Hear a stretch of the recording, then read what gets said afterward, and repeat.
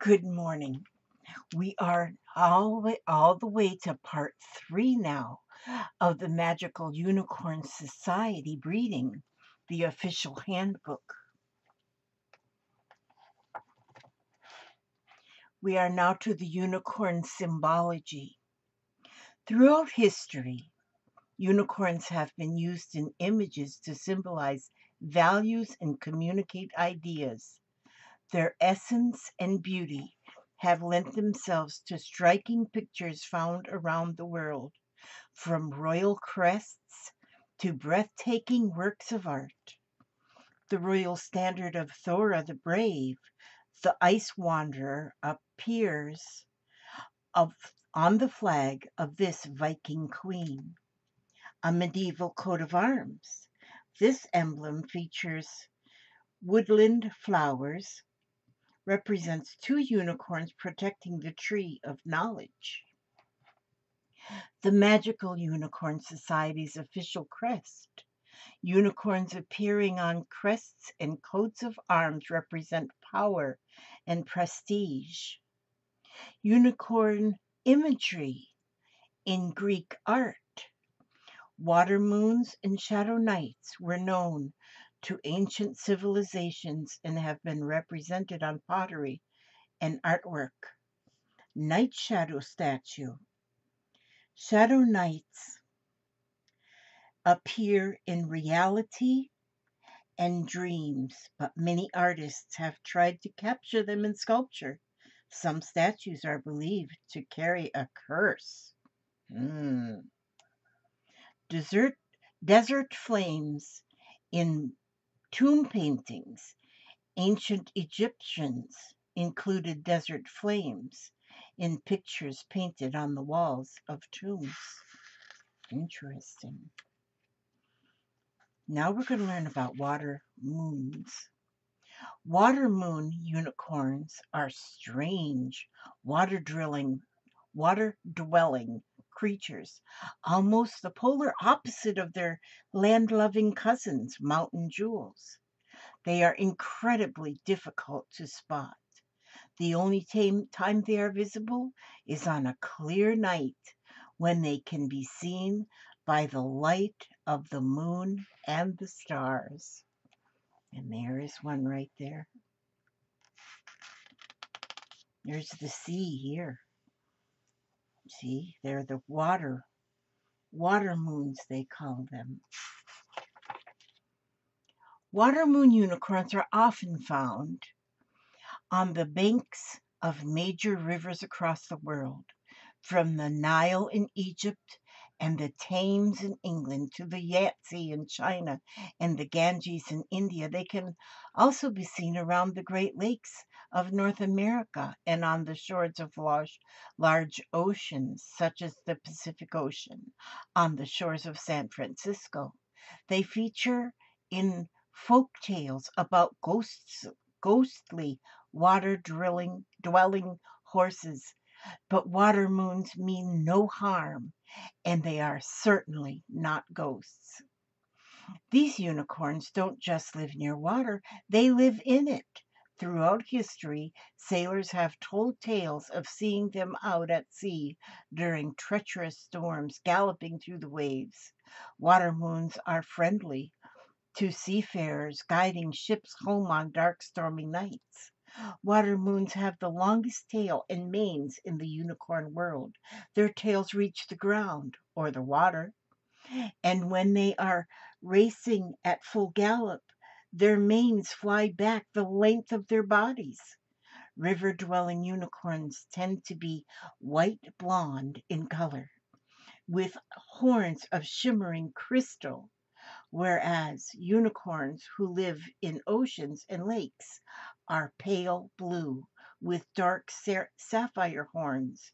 Their horns are used as beacons, lighting up to warn or guide stranded sailors, much like the beam of a lighthouse.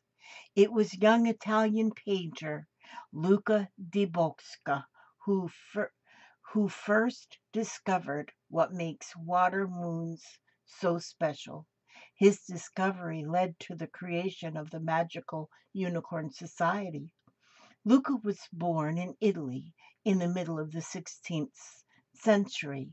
A scientist called Galileo Galilei was about to rewrite the rules of astronomy, and an artist named Michelangelo had recently created an incredible painting on the ceiling of the Sistine Chapel in the Vatican. Luca also dreamed of becoming a famous artist one day. He left his hometown and traveled to Venice, where he became an apprentice painter. He trained for years, perfecting his techniques and exploring the canal-lined city.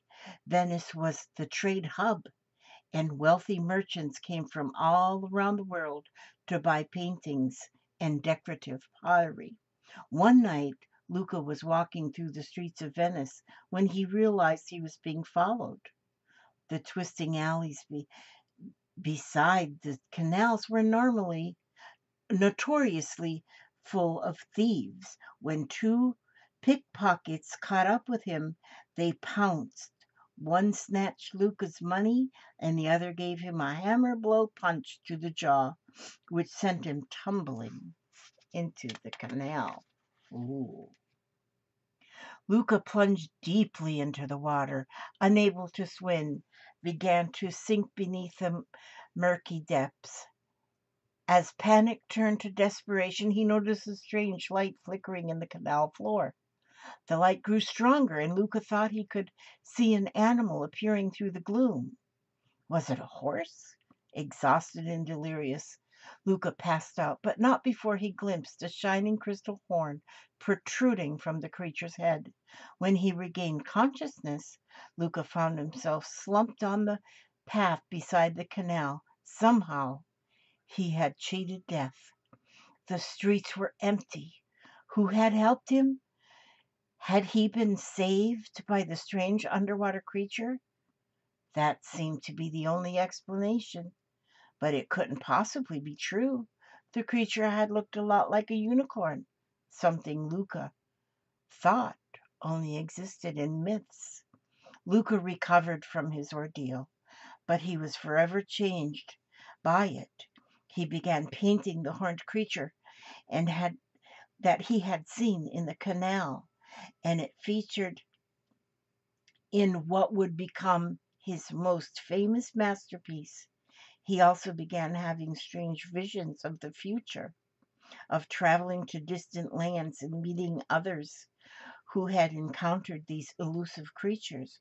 One day, when he was working in his studio, one of his visions came true. A woman called Alessandria Massania came to his door. She introduced herself and explained that she too had seen a unicorn. She was a merchant traveler from Florence and a bookbinder. Through her work, she had seen one of Luca's unicorn paintings and had led her to him. She explained the creature he painted was a water moon unicorn. She was planning an expedition to discover more about these magical creatures and wanted to come with her. Luca was stunned. He had visions of traveling to strange lands, and now here was a woman offering him the chance to do just that. Luca didn't hesitate. He packed up his belongings and joined Alessandria on her merchant ship.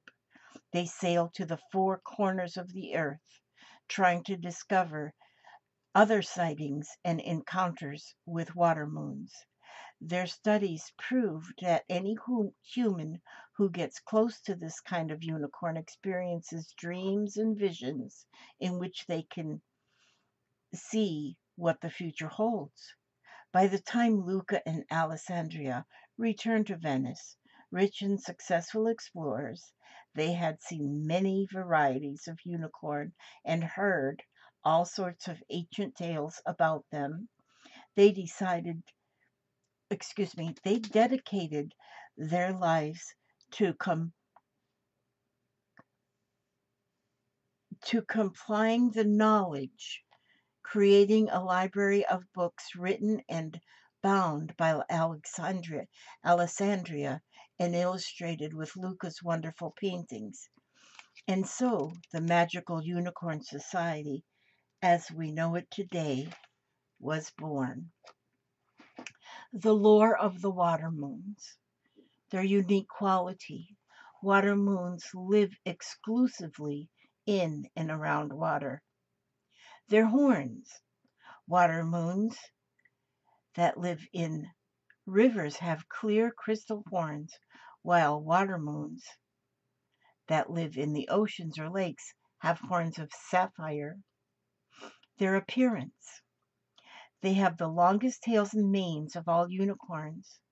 The river water moons have white coats, while the water moons of oceans and lakes have pale blue coats. Their habitat. These unicorns are found in rivers, lakes, and oceans. Their magic. Their magic can give humans, they encounter the ability to see into the future in invisibility unless they are seen by the light of the moon. Wisdom. Water moons represent the mysteries of time. Our next reading will include the A to Z of unicorns. Next time, the A to Z of unicorns. All right. Thank you for watching and thank you for listening. I will be back with the next part of the book very soon. Watch for it. God bless you. May God watch over you every step you take, every move you make. And I will see you on the next video. God bless.